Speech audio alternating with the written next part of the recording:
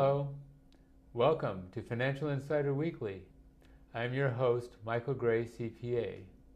My guest today is Greg Carpenter, and Greg is the Managing Director for BTI Group M&A, which means Mergers and Acquisitions, which is a business brokerage firm, and it's located in Campbell, California. He's been a business sale intermediary since 1985.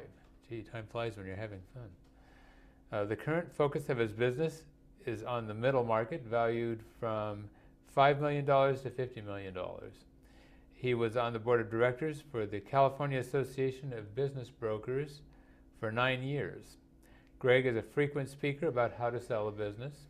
He's also an arbitrator for the California State Bar and the Santa Clara County Bar Association. Greg says he has a great home at Incline Village at Lake Tahoe that he doesn't get to use very much.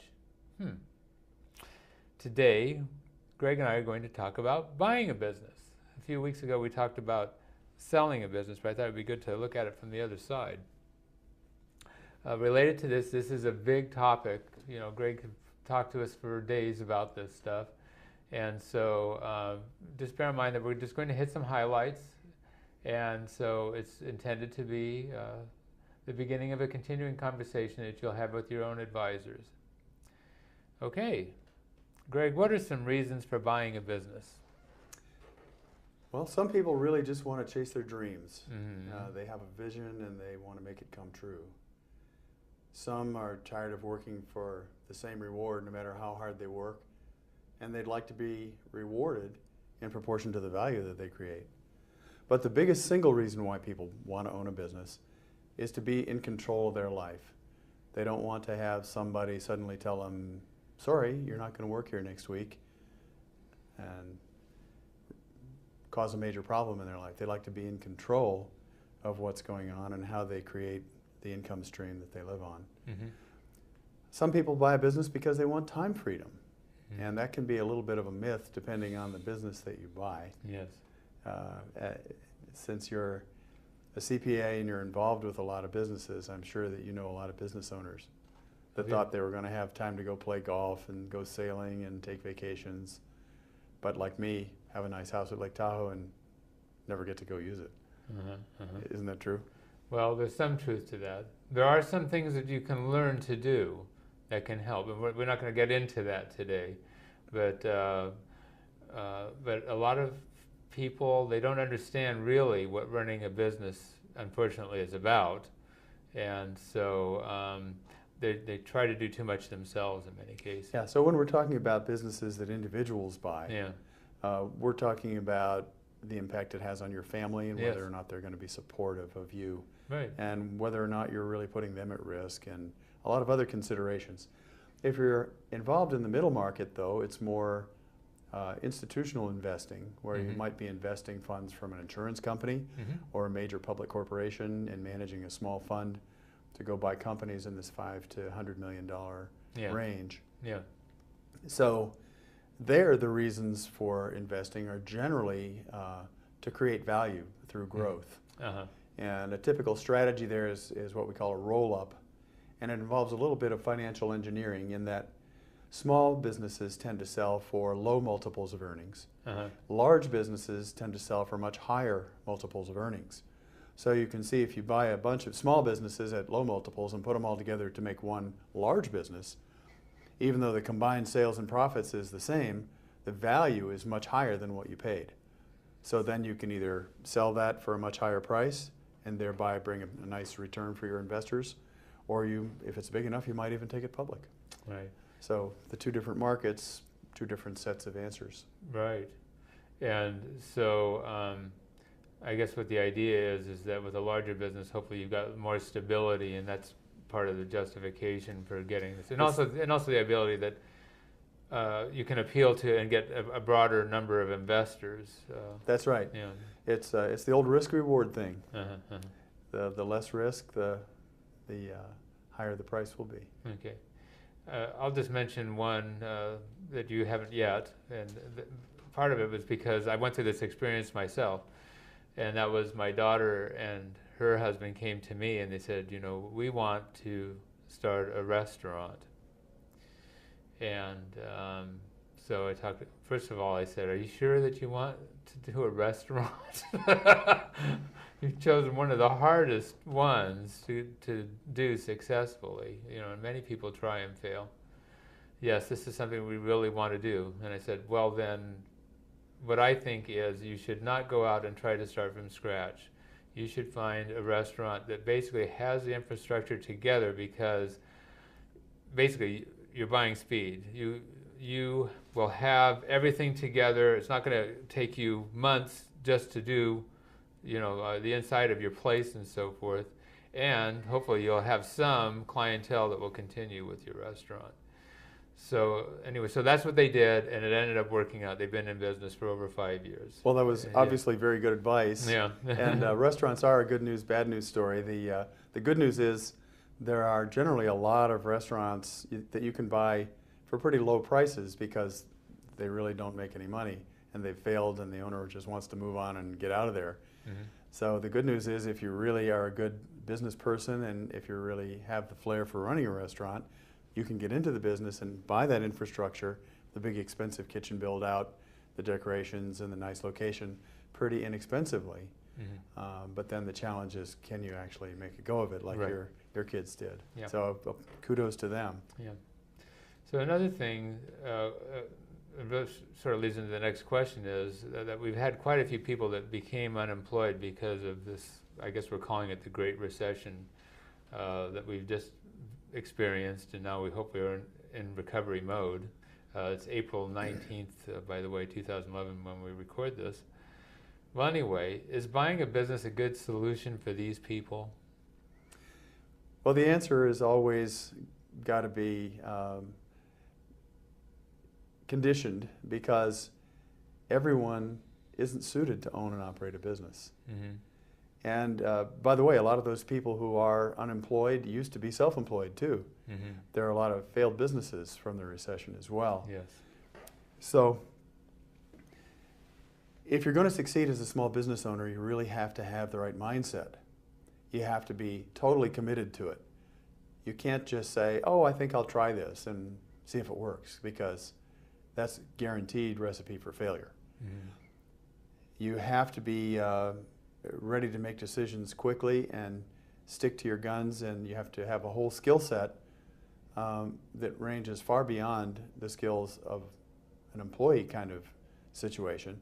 Employees tend to be specialists in one narrow skill, but entrepreneurs have to have a broad range of skills, and they have to be pretty good at a lot of them. An example of the mindset I would give you would be Silicon Valley is full of engineers. Yes. The engineering mindset requires extreme focus, extreme attention to detail, and especially in design, making sure that you've covered 100% of every detail exactly to optimize it before you go into production. Mm-hmm. That mindset will cause a small business owner to fail, because timeliness is much more important than accuracy in small business. You have to make decisions quickly. You have to make decisions based on partial information and approximations. You don't have the luxury of waiting around to get that last little bit of information and make sure everything is correct, because by the time you make a decision using the engineering mindset, it's no longer even relevant. You've missed the opportunity. It's gone. Mm-hmm. And perhaps it's even ended up costing you a lot of money. Right. So, but there is a couple of things related to this, and that is, one, what you were saying, sometimes in a business, good enough is good enough, and the speed is more important than getting the very, and not only that, the feedback that you'll get from your customers will actually help you to get the better product in the long run, even beyond what you would have done if you had tried to cover that last detail. The other, though, is that there's a difference between doing the thing that a business does. So, for example, being a CPA, knowing accounting, being able to prepare a tax return, or if knowing how to cut a pet's hair. Okay, there's a difference between that skill and to run the business. the business involves a range of things, and that's why we have business schools, but even the business schools, frankly, they don't do a very good job, I don't think, of getting the message across about really what it takes to be an entrepreneur. There are some entrepreneurial programs that probably are quite good. So, I'm not trying to knock about it, I'm just trying to let you know, just because you've graduated from business school doesn't mean you're ready to go either. Oh, I couldn't agree more. Yeah, but you need to know something about marketing. You need to know salesmanship. And the personality for running a business requires being a salesperson. And we were talking about an engineer. A lot of these are very introverted people. And so for them to just go out and do this thing, is very difficult for them. Yeah, the classic example actually would be what your kids did. Yeah. A lot of people think that because they can cook and they're really good and their friends and family rave about their cooking, they think they should be able to run a restaurant. And they forget all those other skills that you just mentioned. Yes. The marketing skills, the sales skills, even the bookkeeping and accounting, the ability to keep control of all your materials. Yes. If you can't control that, sure, you can have a restaurant full of happy people eating wonderful food and be losing money like crazy. That's right. Because you aren't able to control your costs. Yeah, you may have costs that are exceeding the amount that you're And receiving. don't forget the employees. The biggest complaint from small business people is managing employees. Right, and there are different management things. So planning, organizing, implementing, controlling, that's the traditional management, but also the human resources piece, managing problems with employees, keeping track of what the legal requirements are, and so forth. It is tough to be a business person. The biggest challenge really, though, is managing yourself. Well, because I've seen so many people that think that when they own their own business, they'll be able to sleep late and then schlep around the house in their robe drinking coffee and reading the paper or watching TV until about 10:30 or 11, drift into business and make sure everything's okay, then and go that's to lunch. The sales job that they get. It's how I made $5,000 a day, in my underwear. Exactly. And it's a sales job, but the fact is that is not really what it takes when you're running a successful business. It is demanding. And so you have to recognize this and be willing to deal with that and pay that price. Well said. Now, there's one other thing, and that is, and again, this is something that a lot of people are having trouble with, collecting receivables. So you have to have a certain personality where you can go up to somebody and look them in the face and say, you need to pay me. Or how do you do it in a friendly way? Because frankly, what I found is the people that I've had trouble collecting money from have actually become some of my best clients because I was able to do it in a friendly way and be direct with them. And so again, these people became great clients for me. Yeah, I agree. So often people who are employees tend to become quite congenial with all their colleagues, and they would never want to confront them about anything or be really direct with them about anything because they want them to be their friend. Absolutely. And that doesn't work when you're trying to collect. Right. So there's a point on here that I want to say, and I stole this from somebody else, but anyway, I just thought it was really a great thing for people in mind when they're thinking of, I'm just going to go out and start a business. It's that many business owners discover that they're a lousy boss and that they have a lousy employee themselves. Exactly. And so you can't just sit around and drink coffee and read the morning paper. You've got to get out there and produce in order to make this thing work. Okay, how about, let's move on. Compare buying a franchise with buying an independent business.